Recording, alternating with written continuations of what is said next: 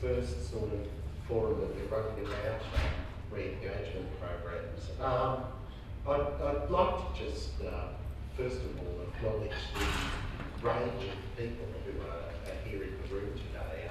We have people from schools, from ACE and other community organisations, from LENS. I've been talking to some of my colleagues from the LENS this morning, TAFE and other organisations. And I think the partnerships and the diversity of people involved is one of the great strengths of both of these re-engagement programs.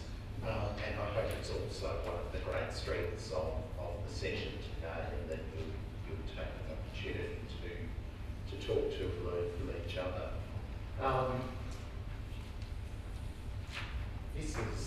This is the slide I almost always start with, because it's sort of the high level reminder of why we're here and why we're doing what we're doing. This is the measure of the number of 20 to 24 year olds with Year 12 or equivalent in Victoria, and people, some of us who've been around for a long time might even remember back in around 2000, 2001 when the Victorian government set a target of 90% of young people completing Year 12 or equivalent by 2010. And you'll see Victoria is the blue line there. I'm not sure how obvious that is from where you're sitting, but Victoria has sort of made good progress and kept its lead over the national average. Will we get there in 2010? It's going to be close, but I think we can all be proud of the achievements that we've made in progressing towards that target. And a big part of this has been the introduction of VCAL, and the numbers you see there are the growth in VCAL enrolment since its introduction in 2002, and we go up to 2009, but the preliminary figures show that there's a lot of growth this year as well. The thing that amazes me about this chart is that it just keeps going. So, you expect when you introduce something new, there's demand that goes up, but it just doesn't seem to be leveling off. We've had 10+% growth for years and years and years. And I think it just shows, especially if you put this alongside the growth in enrolments in VET programs, which are across the VCD and VCAL, it just shows the enormous demand and what had been basically unmet demand for applied learning among young people in Victoria. And I think it's still an open question as to where this will stop. It's certainly showing no signs of slowing down. So, this is really important work and a really important contribution to that overall improvement in completion rates that we saw on the previous slides. Some other statistics there about some of the outcomes, and it adds up to nearly 90% of VCAL completers going into full-time employment, education, or further training, mainly VET. And just to reinforce that point about VCAL contributing to completion, 88% of VCAL completers agree that the availability of VCAL and capacity to engage in applied learning is a major reason why they stay at school and finish their secondary schooling. So that's some basically positive news. It's not all good, and I guess that's why a lot of us are here today. This is the percentage of 15 to 19 year olds who are not in full-time education, training or employment. Again, Victoria is the blue line. In this case, lower is better because it's the numbers who are disengaged, if you like.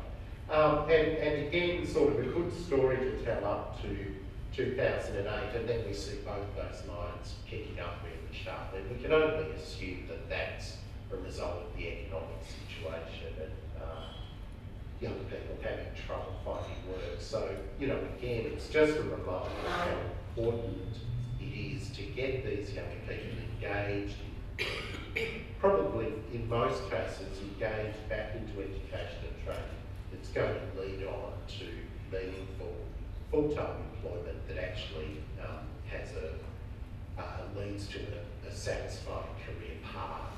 And, just that, what probably for a lot of people has been a slight downturn in the economy, and, we're all excited about avoiding a technical recession and so on, has had an impact on that big labour market and the jobs that it is. So that brings me more specifically to re-engagement programs, and again, probably people who've been involved for a little while will know that this has been a really interesting area of sort of policy and provision for us, because certainly community VCAL, which is one of the main types of these programs, was one of those things that kind of grew up locally, and in fact, I often say to people that it only happened not because anyone had encouraged it at the government level, but because no one had said you couldn't do this sort of thing, and some clever people therefore figured out that you could. So by about 2007-8, we had this situation where there were a lot of programs out there. We didn't really know very much about them except anecdotally, and it wasn't clear what they were delivering or how they could be supported better. So we did a review of community VCAL. During the course of last year, we then issued a policy statement on future directions for community VCAL, and we've implemented a large part of that this year. So we've updated the guidelines for re-engagement programs. We've moved to establish a network of providers, and today's event is part of that, and to deliver professional development as we are today.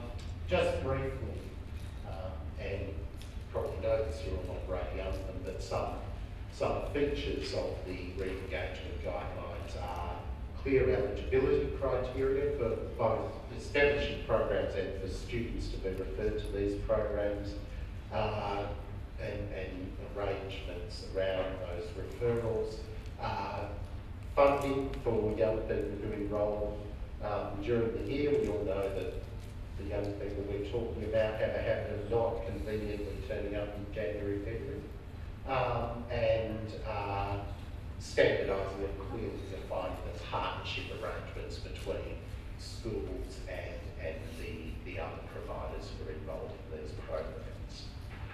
And that brings us to today. Some of the findings of that work we did, and quite be news to many of you, are that a lot of these programs were really operating out on their own. They were in a community setting, fairly small programs, and the people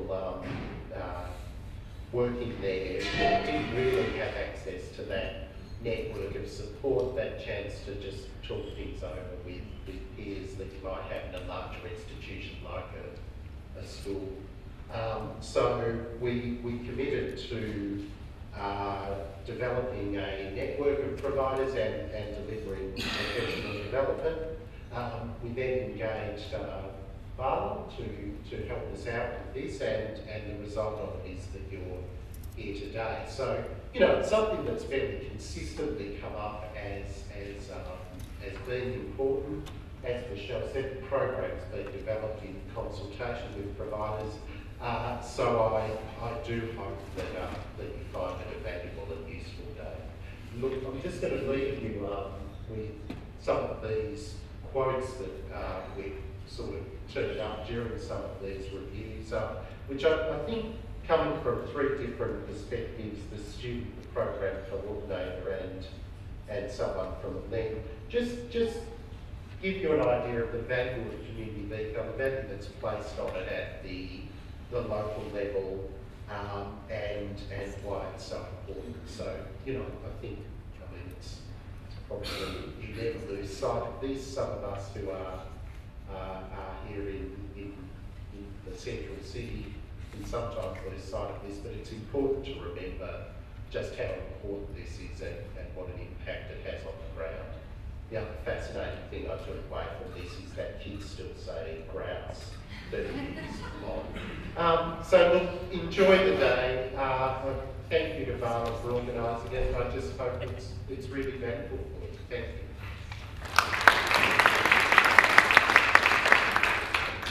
Thanks very much, Emma, for providing that big picture and context. So I just want to wish everyone a fantastic day. I hope we can get a lot out of it and certainly keep the conversation going.